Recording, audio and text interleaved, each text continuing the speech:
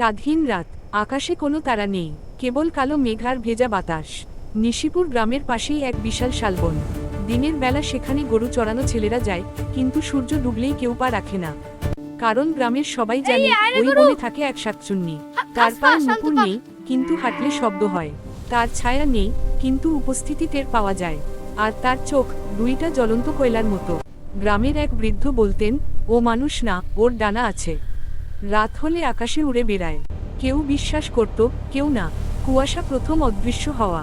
একদিন সন্ধ্যায় গ্রামের যুবক রাশেদ আমি তাকে দেখেছি, সেই অন্ধকার দেবদূত। সে এই গ্রামের দিকে আসতো আমাদের ট্রাকে। সাহস করে বন্ধুদের বলল, এইসব গল্প মিথ্যে, আমি আজ রাতে শালবনে যাব। বন্ধুরা ভয় পেও না, আমি সব সামলে নেব। কিন্তু দাদা, ওরা খুব ভয়ঙ্কর। হ্যাঁ, আমরা কি করব? আমি আছি তো, চিন্তা করিস না। এই থাম, যাস না, বিপদ হবে। ভয় পাস না, আমি পারবো। এটা সিরিয়াস, শুন। আমরা বন্ধু, ফিরে আয়। হ্যাঁ, দেখাচ্ছি। নিষেধ করল, কিন্তু সে হাসল। রাত 12টার দিকে রাশেদ একা লণ্ঠন নিয়ে ঢুকে গেল বনে। প্রথমে সব স্বাভাবিক ছিল, ঝিঝি পোকার শব্দ, পাতার মোচমোচ আওয়াজ। হঠাৎ সব শব্দ থেমে গেল, পুরো বন নিস্তব্ধ। তারপর কারো কাদার শব্দ, একজন নারীর কান্না, খুব কাছে, আবার দূরে। রাশেদ কাপা গলায় বলল, কে?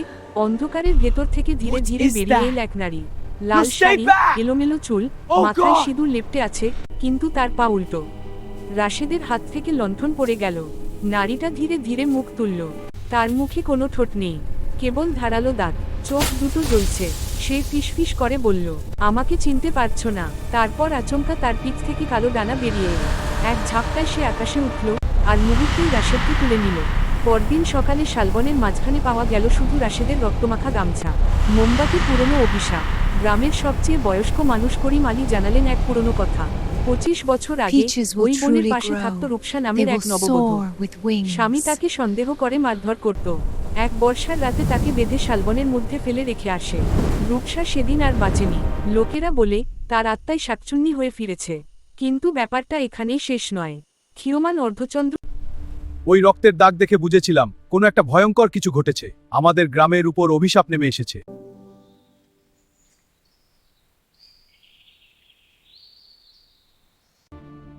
তুই এই কাজটা কেন করলি? আমি কিছু করিনি, বিশ্বাস করো। মিথ্যে কথা, সব জানি আমি। দয়া করো, শুনবে আমার কথা।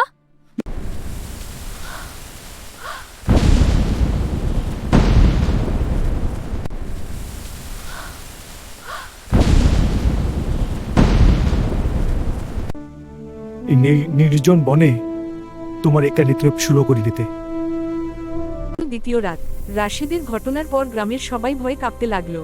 কিন্তু সবচেয়ে অদ্ভুত ঘটনা ঘটল 3 দিন পরে। রাশেদের মা গভীর রাতে শুনলেন তার ছেলের কণ্ঠস্বর, মা, দরজা খোলো। মা ছুটে এসে দরজা খুললেন। দেখলেন রাশেদ দাঁড়িয়ে আছে, কিন্তু তার চোখ দুটো সম্পূর্ণ কালো। সে ধীরে ধীরে বলল, আমি একা নই মা। পেছনে থেকে দেখা গেল লাল শাড়ি পরা সেই নারী। মুহূর্তেই বাতাস ঠান্ডা হয়ে গেল। পরদিন সকালে রাশেদের মাকেও আর খুঁজে পাওয়া গেল না।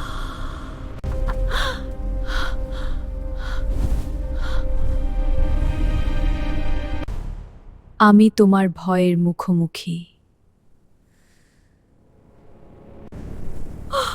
তুই কে? আমি তোমার ছায়া। না, দূরে যা, পালাতে পারবে না।